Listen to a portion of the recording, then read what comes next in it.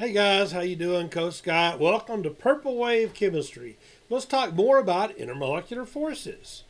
All right, so we mentioned several in our last video.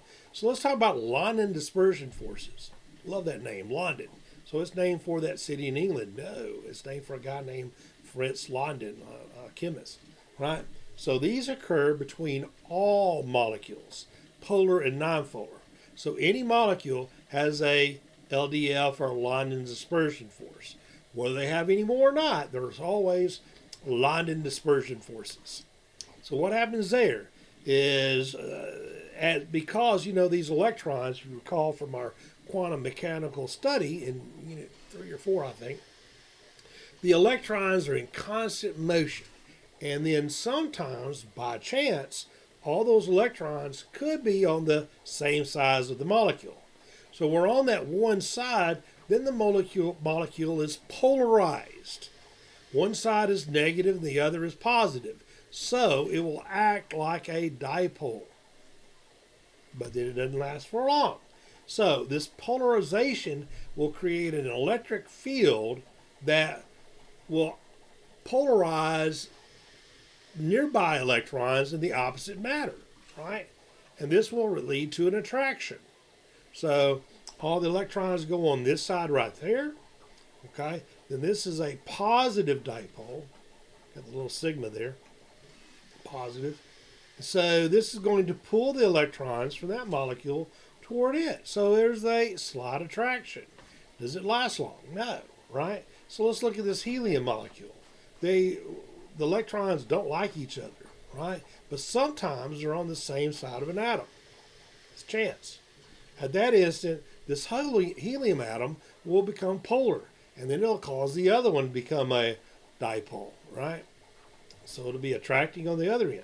So there's an electron on the other helium close by will become polarized because that positive charge will attract the negative electrons on the other close by atom of helium, right?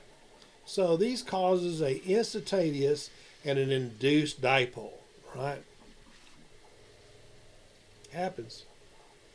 So these are present in all molecules. I already mentioned that. So the tendency of an electron cloud to distort is called its polarizability. Larger molecules have more electrons, right? So of course they're going to be more polarizable.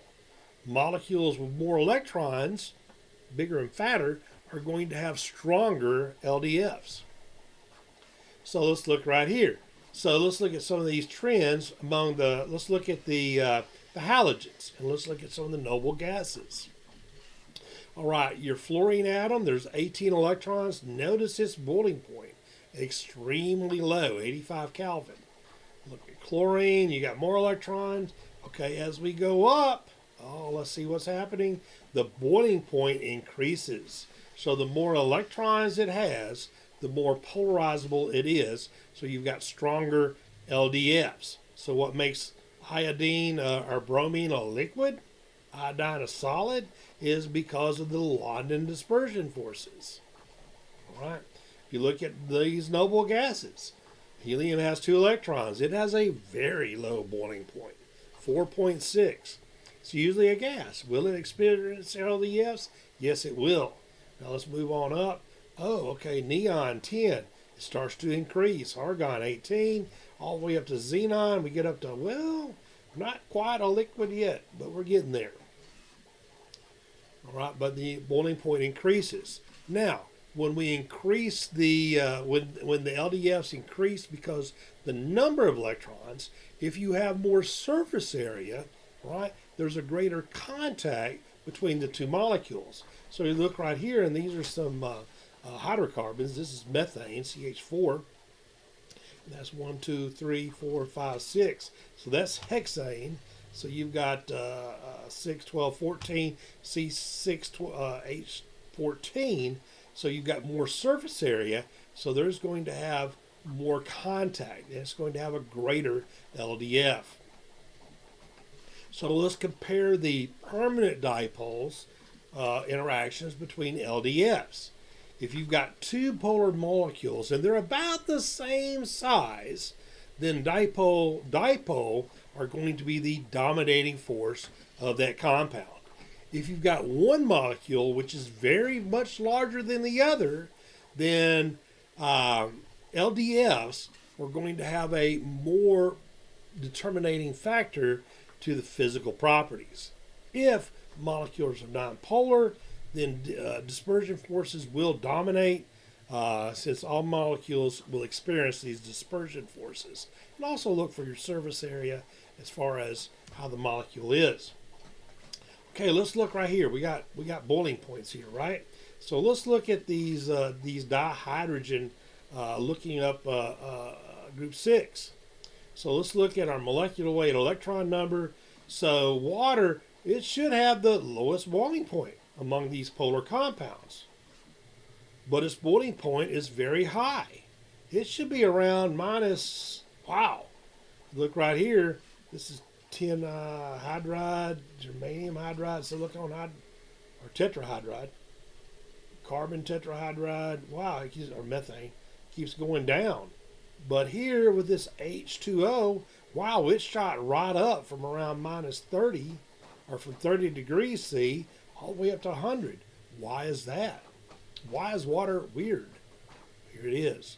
You've got another dispersion force, or excuse me, you've got another intermolecular force, another IMF.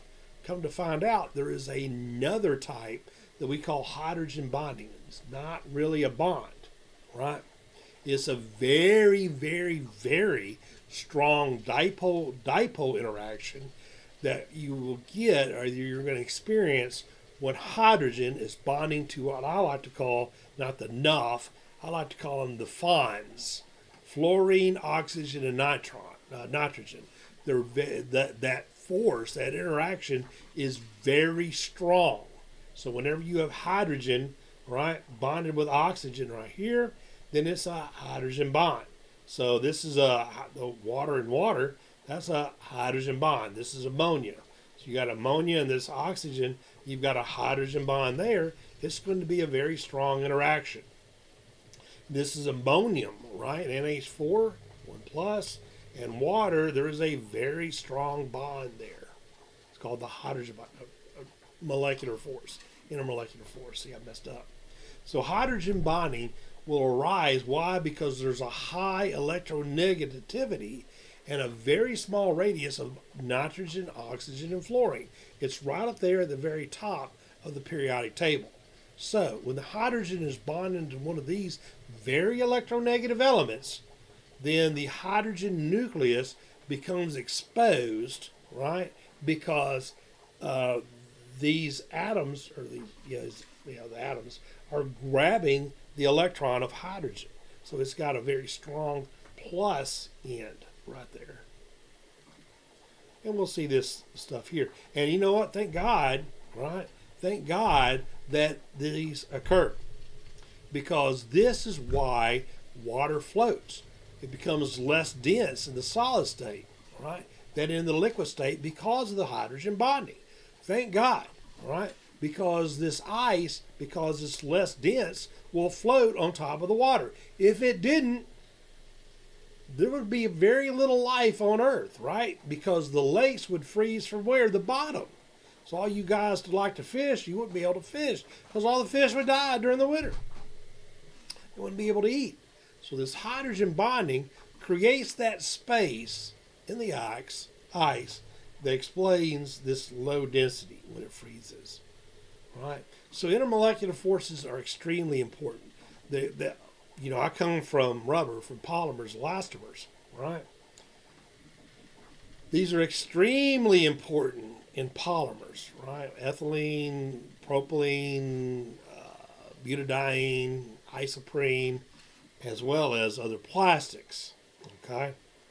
This hydrogen bond between, and here, how about biochemistry, proteins, DNA, RNA? If we want to reproduce our genes, or have genes, it's because of hydrogen bonding.